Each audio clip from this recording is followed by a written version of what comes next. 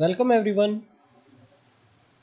In this video we will study about class 8th history and we are going to discuss test of chapter 1 as we have given to the students. We will discuss the test of chapter 1, that is how, when and where. So let's begin. So देखिए, हमने जो PDF form में test दिया था उसमें हमने 10 questions आपसे पूछे थे, प्लस आपका रिस्पॉन्स भी काफ़ी अच्छा था और देखा जाए तो आपके क्वेश्चंस और आंसर्स देखने के बाद लग रहा है कि यस, आपको चैप्टर समझ में आया था। सो लेट्स देखते हैं कि इनके आंसर्स क्या आएंगे, फिर आपके टेस्ट रिपोर्ट आपको बताते हैं कि कितने मार्क्स आपने अचीव किए उसके अंदर। सो देखिए, जो हमारा फर्स्ट क्वेश्चन है, who produced first map of India. देखिए, बहुत ही इंपॉर्टेंट ये क्वेश्चन था कि इंडिया का पहला मैप किसने प्रोड्यूस किया। वो किया था जेम्स रेनेल ने। ओके, किसने प्रोड्यूस किया था भाई? जेम्स रेनेल ने प्रोड्यूस किया था। अभी देखते हैं इनके बारे में थोड़ा सा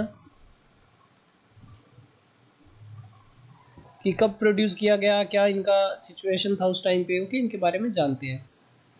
सो देखिए, जेम्स रेनेल ने जो सबसे पहला मैप प्रोड्यूस किया था इंडिया का, वो किया गया था 1782 में। कब किया था? 1782 में इसको प्रोड्यूस किया था। ओके, और ये जो रेनेल थे ये क्या करते थे? ये हिस्ट्री प्लस जियोग्राफी के बारे में लिखते थे। हिस्ट्री प्लस जियोग्राफी के बारे में लिखते थे और ये एक्यूरेसी से, बिल्कुल क्वालिटी से इन्होंने इस मैप को बनाया था। सो आपको आंसर पता लग गया होगा कि किन्होंने प्रोड्यूस किया था पहला मैप इंडिया का। वो था जेम्स रेनेल ने। ओके, चलते हैं आगे। नेक्स्ट है, देखिए, in which part historians have divided Indian history.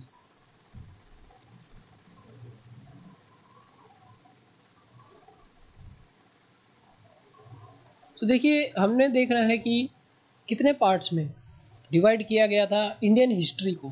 सो देखिए, आप 3 पार्ट पढ़ते हैं। जब आप क्लास 6-7 में होते हैं तब आप एंशियंट, फिर मेडिवल पढ़ते हैं, और अभी आप पढ़ रहे हैं जैसे मॉडर्न। जब ब्रिटिशर्स आ जाते हैं उसके बाद हम पढ़ रहे हैं modern history. Is that clear? लेकिन आप देख सकते हैं कि इसका भी डिवीजन अलग अलग प्रकार से था। अगर हम जेम्स मिल की बात करें तो उसने डिवाइड किया था 3 कैटेगरी में। एक कैटेगरी थी ब्रिटिश, एक कैटेगरी थी हिंदू और एक कैटेगरी थी मुस्लिम। और वर्ल्ड में भी अगर देखा जाए तो अलग अलग कैटेगरी से हिस्ट्री को पढ़ा जाता है, जो कि बहुत ही ज़्यादा अलग अलग तरीके हैं पढ़ने के। जैसे अगर हम बात करें, मान लीजिए अगर कोई ब्रिटिशर लिख रहा है हिस्ट्री को, इंडिया की हिस्ट्री, तो वो किसकी तारीफ करेगा? वो अपने ब्रिटिशर्स की तारीफ करेगा कि इन्होंने ये कुछ अच्छा सिस्टम लाया इंडिया में। लेकिन अगर एक तरफ हमारा कोई लीडर लिख रहा है जिसने इंडिया इंडिपेंडेंस के बारे में पढ़ा है, या फिर जैसे हम बात करें इंडियन इंडिपेंडेंस के टाइम के लोगों ने अगर लिखा है इंडियन हिस्ट्री को, तो वो क्या कहेंगे कि उन्होंने कैसे स्ट्रगल किया।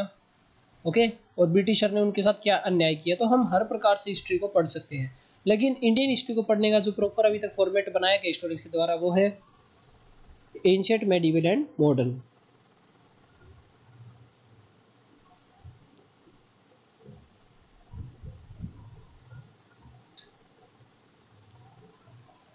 आगे देखते हैं।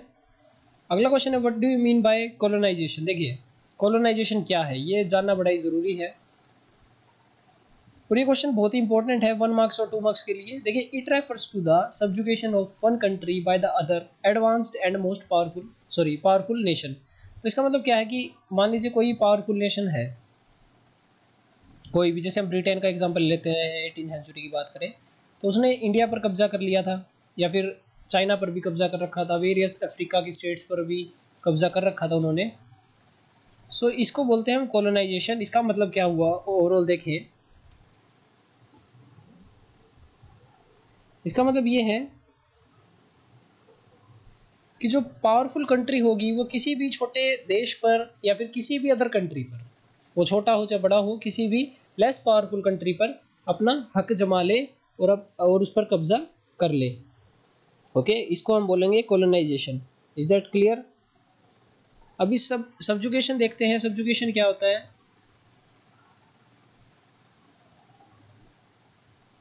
सबजुगेशन का जो मीनिंग हो जाएगा दमन। दमन मतलब यहाँ पर हो जाएगा अधीन होना, उसके अपने अधीन कर लेना, अपने अंडर कर लेना, कि आप हमारे अंडर काम करेंगे, अभी हमसे ऊपर कोई नहीं है। समझ रहे हो ना?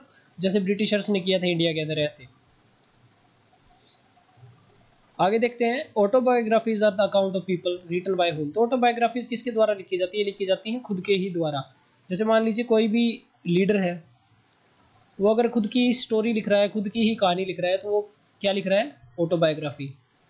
ओके, खुद की ऑटोबायोग्राफी वो लिख रहा है। Is that clear? So autobiography आपको समझ में आ गया होगा कि कौन लिखता है, वो खुद ही लिखता है।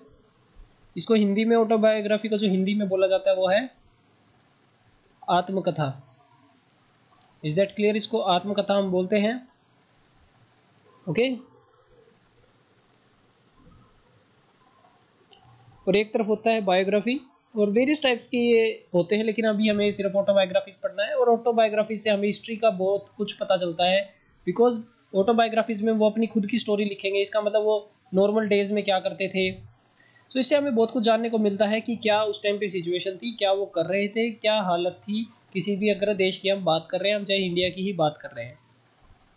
अगला क्वेश्चन देखते हैं, हु आर कैलीग्राफिस्ट। देखिए कैलीग्राफिस्ट कौन है?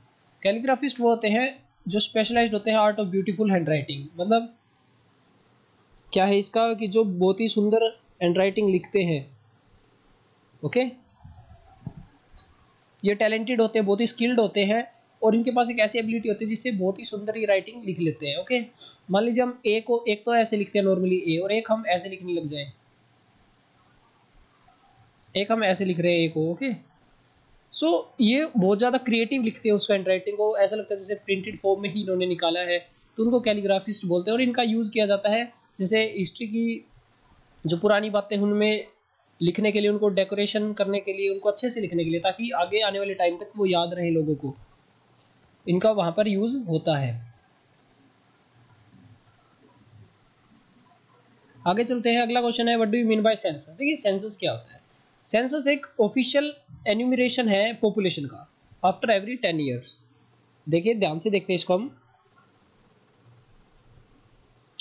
जो एन्यूमरेशन का मीनिंग है यहाँ पर, वो अगर हमें समझ में आ जाए तो हम आराम से कर लेंगे। एन्यूमरेशन का मीनिंग है गणना, गिनना किसी भी चीज़ को।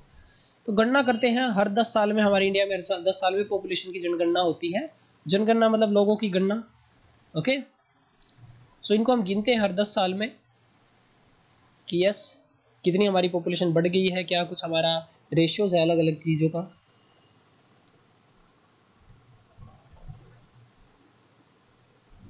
ओके,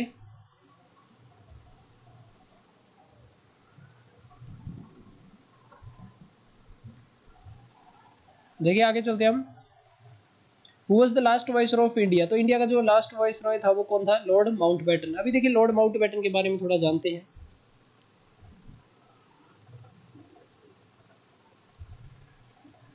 तो लॉर्ड माउंटबेटन जो हैं,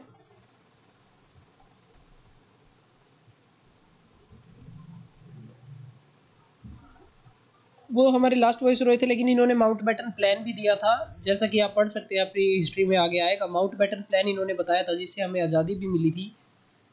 माउंटबेटन प्लान था कि हम इंडिया और पाकिस्तान को हम डिवाइड कर देंगे। इंडिया को मतलब दो हिस्सों में बना देंगे, एक होगा इंडिया, एक होगा पाकिस्तान। और इन्होंने कुछ डेट्स वगैरह फिक्स की थी। तो लॉर्ड माउंटबेटन का बहुत ही अहम योगदान था इंडिपेंडेंस के टाइम पर।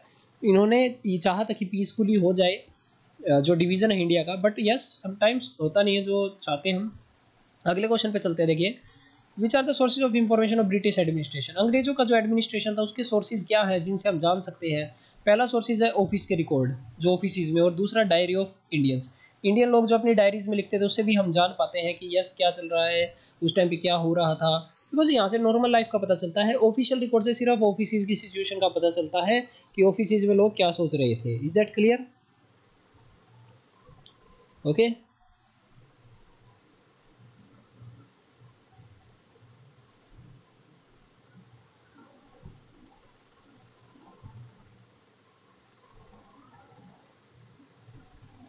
आगे देखते हैं। अगला क्वेश्चन है, कॉलोनियल से आप क्या समझते हैं? देखिए कॉलोनियल क्या होता है कि एस्टेब्लिशमेंट, किसी भी एस्टेब्लिशमेंट करना कॉलोनी का, कहाँ पर? किसी अदर टेरिटरी में बाय अनदर टेरिटरी। इसका मतलब देखिए, इसको हम ध्यान से समझते हैं कि मान लीजिए एक कंट्री है और वो अपनी कॉलोनी बनाती है किसी एक अलग कंट्री में, जैसे इंडिया में। ठीक है, ब्रिटेन ये कंट्री है, मान लीजिए ब्रिटेन ये कंट्री थी, उस टाइम, और इंडिया में आके इसने कॉलोनी बना ली, तो इसको हम बोलेंगे कॉलोनियल। ओके, अपनी कॉलोनी बनाई उन्होंने, वहाँ पर रहने लगे, वहाँ पर अपना काम करने लगे। और हमारे टेस्ट का भी हम डिस्कस करेंगे लास्ट क्वेश्चन, जो कि बहुत ही इंपॉर्टेंट है अगर देखा जाए 2 या 3 मार्क्स के पॉइंट ऑफ व्यू से। तो देखिए, why did the British preserve official document. देखिए ब्रिटिशर ऑफिशियल डॉक्यूमेंट क्यों प्रिजर्व करते थे? पहला, बिकॉज वो मानते थे कि राइटिंग बहुत ही ज़्यादा इंपॉर्टेंट है, रन करना और सरकार चलाने में बहुत अहम योगदान है इसका।